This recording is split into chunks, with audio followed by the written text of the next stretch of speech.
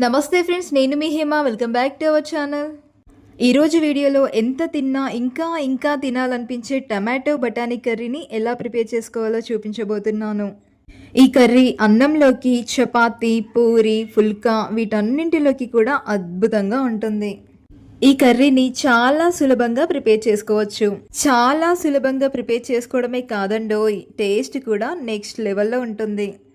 మరి లేట్ చేయకుండా ఈ కమ్మటి టమాటో బఠానీ కర్రీని ఎలా ప్రిపేర్ చేసుకోవాలో ఆ ప్రాసెస్ ఏంటో చూద్దాం రండి. బౌల్లోకి శుభ్రంగా కడిగినటువంటి పచ్చి బఠానీలని 1 కప్పు వరకు తీసుకొని ఈ బఠానీలు మునిగేంత వరకు నీళ్ళని వేసుకోవాలి.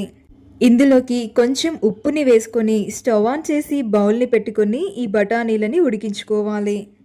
బఠానీలు ఉడికాక ఇందులోని నీటినంతటినీ కూడా వంపేసి ఈ బఠానీలను రెడీగా పక్కన పెట్టుకోవాలి.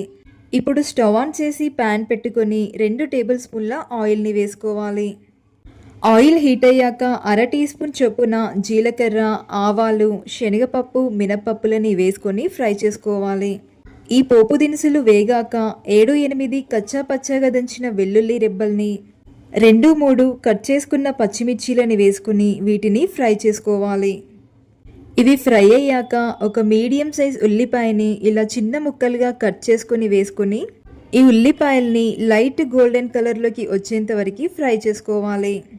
ఉల్లిపాయలు ఇలా లైట్ గోల్డెన్ కలర్లోకి వచ్చాక కొంచెం కరివేపాకుని వేసుకొని ఫ్రై చేసుకోవాలి.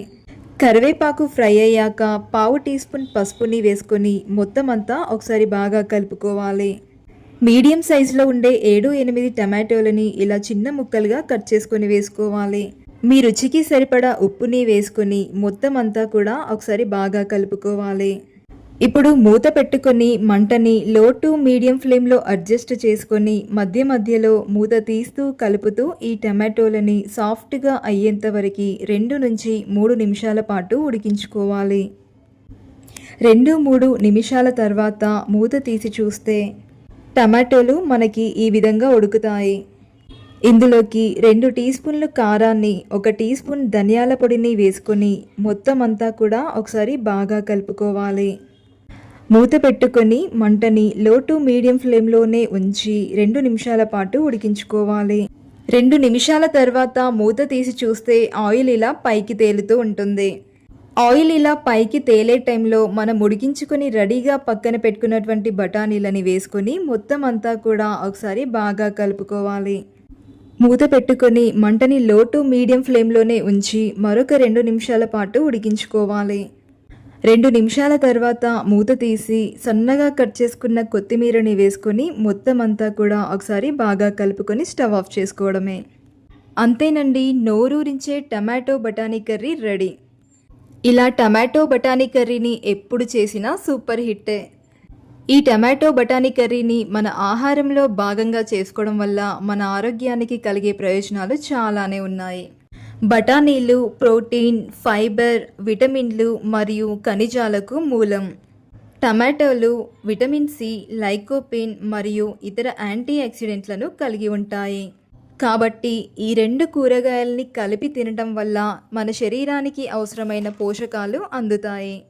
టమాటోలు మరియు బఠానీలలోని విటమిన్లు మరియు యాంటీ ఆక్సిడెంట్లు రోగనిరోధక శక్తిని పెంచడానికి సహాయపడతాయి. టమాటోలు మరియు బఠానీలు చర్మ ఆరోగ్యాన్ని మెరుగుపరిచే పోషకాలని కలిగి ఉంటాయి. బఠానీలలోని ఫైబర్ కడుపు నిండిన భావనని కలిగిస్తుంది. ఇది బరువు తగ్గడానికి సహాయపడుతుంది. టమాటోలు మరియు బఠానీలలోని పోషకాలు కంటి చూపుని మెరుగుపరుస్తాయి. మరిన్ని పోషకాలు కలిగినటువంటి ఈ రెసిపీని మీరు కూడా తప్పకుండా ట్రై చేయండి. ట్రై చేశాక మీకు ఎలా కుదిరిందో మీ ఫీడ్బ్యాక్ని నాకు కామెంట్ రూపంలో షేర్ చేయండి. అండ్ ఇలాంటి మరిన్ని టేస్టీ రెసిపీస్ కోసం అయితే ప్లీజ్ నా ఛానల్ని సబ్స్క్రైబ్ చేయండి, లైక్ చేయండి, మీ ఫ్రెండ్స్ అండ్ రిలేటివ్స్ అందరికీ కూడా షేర్ చేయండి. Thanks for watching.